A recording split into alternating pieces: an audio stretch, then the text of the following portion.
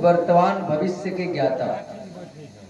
तो वेद व्यास जी को श्री कृष्ण द्वैपायन क्यों कहा गया?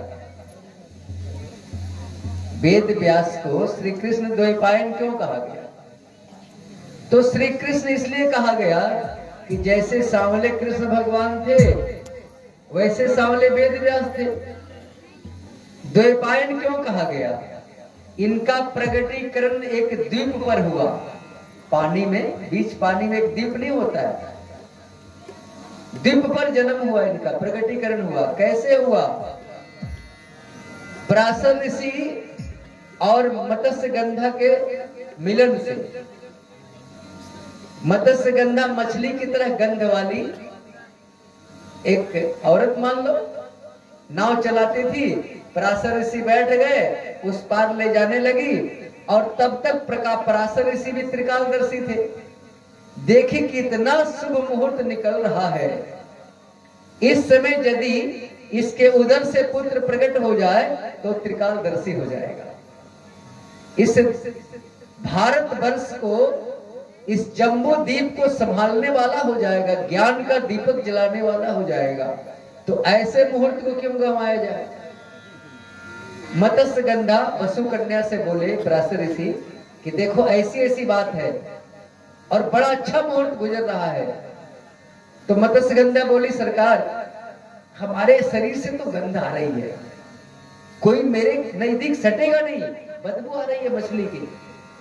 वो बोले कि हम तेरे इस बदबू को खुशबू में बदल देते हैं, तब से कुछ भी हो सकता है।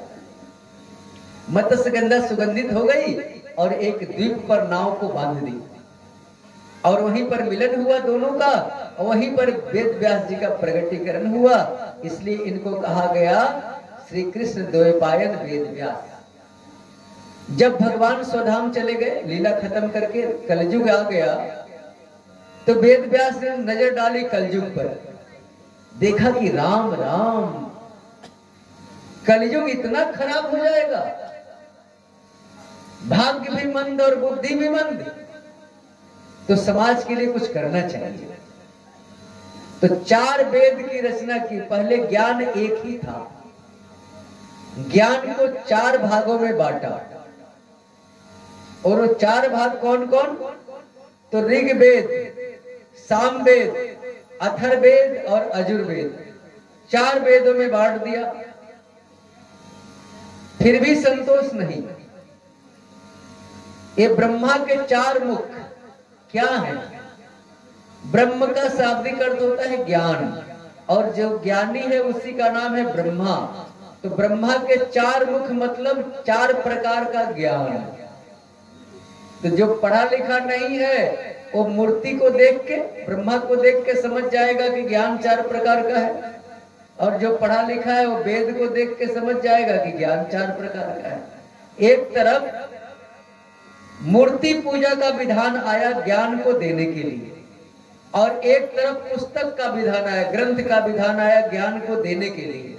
यानी ज्ञान को परोसने का तरीका सगुण ब्रह्म, और एक तरफ ग्रंथ जो सारे ग्रंथि को तोड़ डाले, मिटा डाले, उसी का नाम ग्रंथ। तो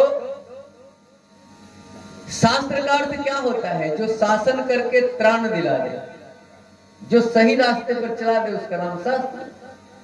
अस्त्र का नाम क्या होता है? और शस्त्र का, अस्त्र का अर्थ क्या होता है और शस्त्र का अर्थ क्या होता है? अस्त्र मतलब जो हाथ से चलाया जाए, भाला, तलवार, लाठी हाथ में लेकर के, और जो फेंक के चलाया जाए उसका नाम अस्त्र, जो हाथ से चलाया जाए उसका नाम शस्त्र।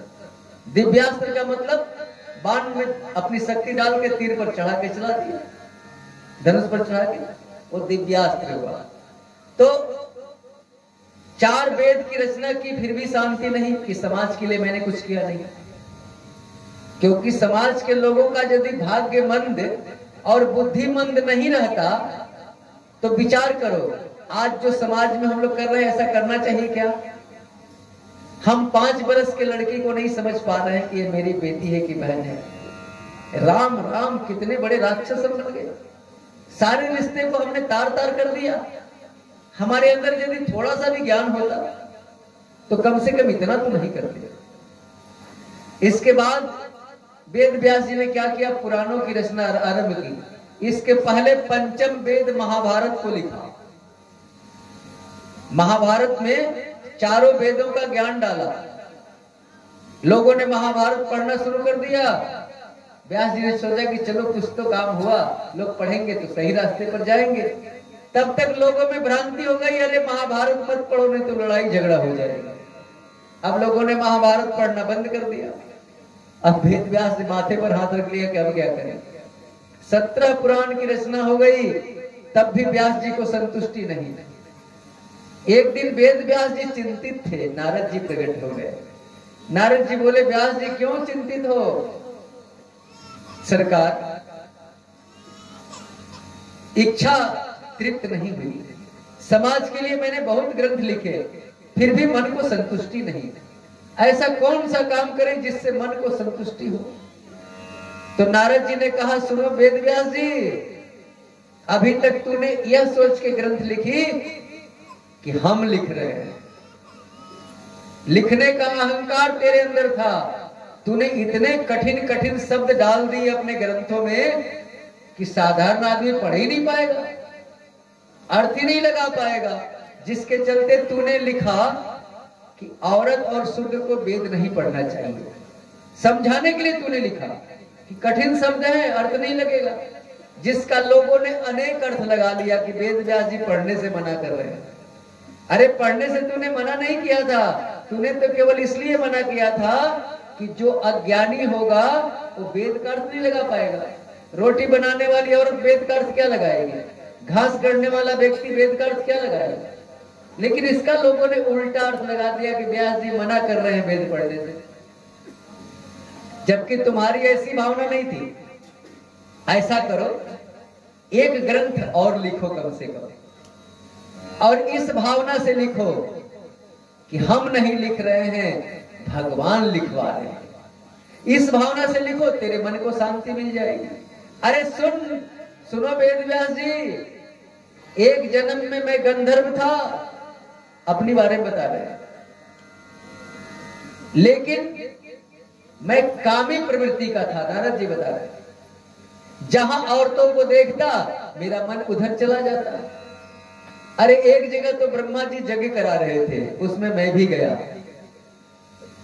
कुछ औरतों को देख लिया, मेरा मन डोल गया, उनके तरफ मेरा मन चला गया। शूद्र की प्रवृत्ति थी, गंधर्व तो था।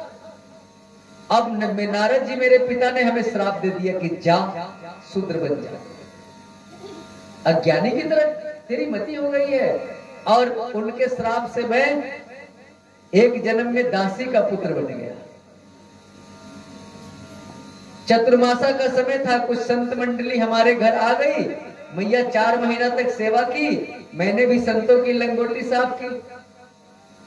संत जाने लगे तो मैं भी संतों के साथ आगे बढ़ा। संत बोले, अरे बेटा लौट जा, अपने घर चला जा, नहीं तो तेरी मैया कहेगी कि बाबा का मैंने 4 महीना सेवा किया और बाबा अंत में मेरे बेटा को लेके चले गए। जा जा, एक मंत्र हम तुझे दे देते हैं कि मातृ देवो भव। जा, नारद जी अपनी कथा सुना रहे हैं। एक मंत्र तुझे दे देते हैं, जा इसी का जप करना, और जब मैया स्वर्ग चली जाए तो तू भगवान के भजन के लिए आ जाना जंगल में। अब तो मैं मातृ देवो भव का जप करने लगा और मैया के स्वर्ग जाने का इंतजार करने लगा। जब मैं जवान हो गया तो मैया एक दिन एक ब्राह्मण देवता से मेरे ब्याह की बात करने लगी कि बाबा कोई कन्या दे, अब हम अपनी बेटा का ब्याह करेंगे। अब तो मैं घबरा गया कि अभी तक तो मैया के स्वर्ग जाने का इंतजार कर रहा था, अब बहुरानी आ जाएगी तो बहुरानी के स्वर्ग जाने का इंतजार करना पड़ेगा। ये भजन कब होगा? लेकिन वेद व्यास जी भगवान ने हमारी सुन ली। एक दिन शाम का समय था, मैं कहीं गया हुआ था थोड़ी दूर पर घर से।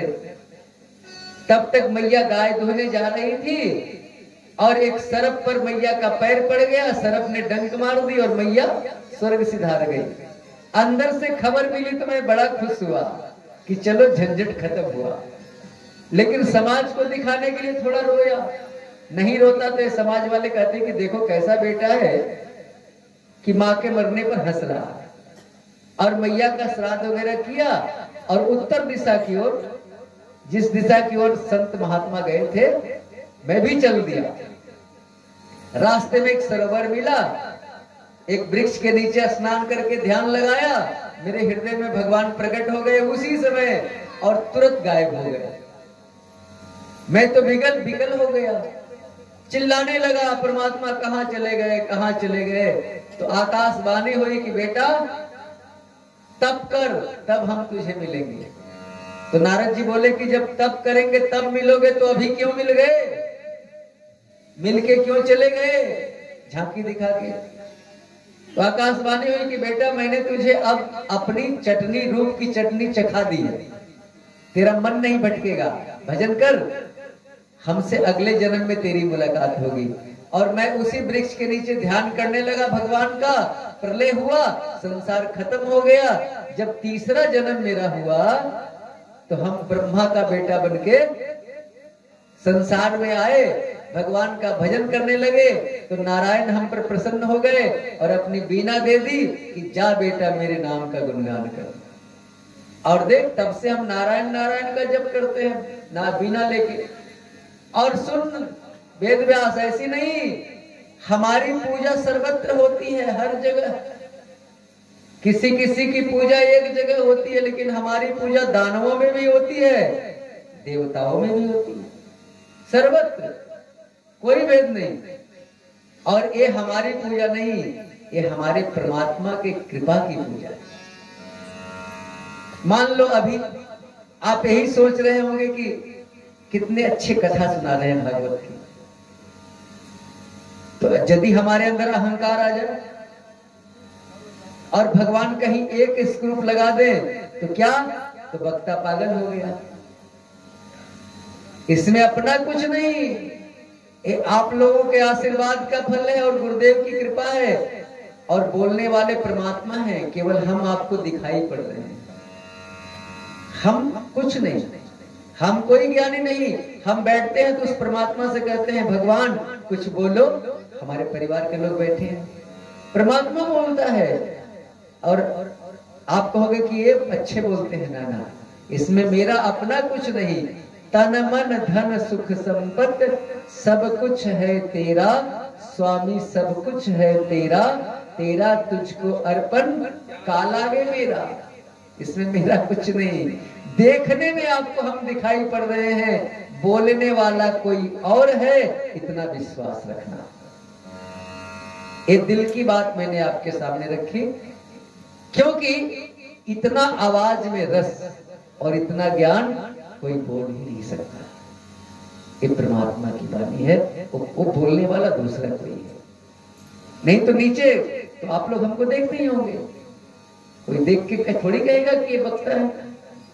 अभी क्या हो गया कि हम वक्ता हो गए, नीचे उतर जाएंगे, आप हमें पकड़ नहीं पाओगे। तो यहां पर व्यास जी को नारद जी ने समझाया, नारद जी ने व्यास जी को समझाया, व्यास जी कुछ ऐसा लिखो कि भगवान लिखवा रहे हैं। अब व्यास जी को समझा करके नारद जी अंदर ध्यान हो गए, और तब व्यास जी ने अपनी कमी पकड़ ली। तुरंत व्यास जी ने क्या किया, सरस्वती नदी में स्नान किया, सम्याप्रास आश्रम में ध्यान लगाया, और हृदय प्रदेश में भागवत की भागीरथी प्रकट हो गई। ब्रह्म नद्याम सरस्वत्याम आश्रम पश्चिमे तटे सम्याप्रासिति प्रोक्तम ऋषि नाम सत्र वर्धनम। और हृदय में भागवत की गंगा प्रकट हो गई, भागवती। वेद व्यास जी बोलते चले गए, गणेश जी लिखते चले गए, और 18,000 श्लोक वाली भागवत की संगीता तैयार हो गई। जब भागवत की कथा तैयार हो गई तो व्यास जी ने सोचा कि सबसे पहले किसे परोसा जाए, इस कथा को किसे सुनाया जाए। तो उनको उनका लड़का याद आ गया, सुखदेव जी, कि पात्र वही है कथा सुनने के लिए। फिर सोचे कि मेरा लड़का सुखदेव जी मिलेगा कहां, वो तो जन्म लेते जंगल चला गया। बोले कि जो लिखवाया है, यदि भागवत में ताकत होगी तो हमारा लड़का जंगल से वापस आ जाएगा। क्या किया? 2 चेला को भागवत के 2-4 श्लोक रटा दिए, जाओ चेलो जंगल में गुनगुनाते रहना। और जो ही भागवत का श्लोक सुखदेव जी के कान में टकराया, सुखदेव जी एक गुफा में निर्गुण ब्रह्म में लीन थे, ध्यानस्थ थे। जो ही श्लोक टकराया ध्यान टूट गया और खड़े हो गए। भगवान इतना सुंदर, वो श्लोक था, वो मुरली मनोहर कृष्ण कन्हैया, छैल छबीला, घुंघराले बाल वाले, तिरछी नैन वाला, मोर मुकुट वाला, गैयों के पीछे वन में जा रहा है गैया चराने के लिए। मोहित हो गए लोग, चल दिए, आगे बढ़ गए, फिर रुक गए। नाना, कोई जरूरी नहीं है कि कोई सुंदर है तो उसका गुण भी सुंदर होगा। रुक गए, ध्यान लगाने के लिए बैठ गए, तब तक दूसरा श्लोक टकराया। वो श्लोक क्या था कि भगवान ने पूतना से कहा कि पूतना हमें दूध पिलाने आई थी, हम भी इसे वही गति देंगे जो अपने मैया जसोदा को देंगे। जबकि पूतना विष पिलाने के लिए आई थी कन्हैया को मारने के लिए, तो जो कन्हैया को मारने के लिए आया है उसको भी मैया की गति। इतना दया का सागर मिलना चाहिए। बच्चों के पास आ गए, बच्चों से बोले बच्चों कुछ और सुनाओ। बोले कि भैया हमें तो इतना ही याद है, हमारे गुरुजी ने रटाया है, आगे सुनना है तो मेरे साथ चलो। आगे आगे बच्चे, पीछे से सुखदेव जी पहुंच गए वेद व्यास के पास। वेद व्यास जी प्रसन्न हो गए, जय हो भागवत की भागवती गंगा, आपने मेरे बेटे को मिला दिया जो जन्म लेते चला गया। बेटा से बोला कि पिताजी आप हमें भागवत की कथा सुनाओ। वेद व्यास जी बोले पहले हमारे तुम चेला बनो, गुरु मंत्र लो। तो सुखदेव जी व्यास जी को गुरु बनाए, और तब व्यास जी ने सुखदेव जी को भागवत की कथा सुनाई, और वही कथा सुखदेव जी ने परीक्षित को सुनाई। तो चलिए आज की कथा इतनी। हमारे आचार्य महोदय आरती के लिए आ गए हैं, अब आरती होगी, प्रसाद लेके अपने अपने घर जाएंगे। भागवत भगवान की